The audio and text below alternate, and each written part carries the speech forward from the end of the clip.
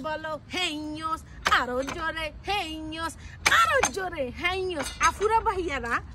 চিন্তা করা যায় প্রত্যেকটা দেশ বলেন বিদেশ বলেন একটা ঐতিহ্য আছে যেমন এটা ফ্রান্সের কল পুরা দেখতে আঙ্গো বাংলাদেশের টিউবওয়েলগুলো আমি তো দেখি অবাক হয়ে গেছি চিন্তা করলাম আমি আমার আফুগো ভাইয়ার লগে এই ছোট্ট মোমেন্টসটা শেয়ার করি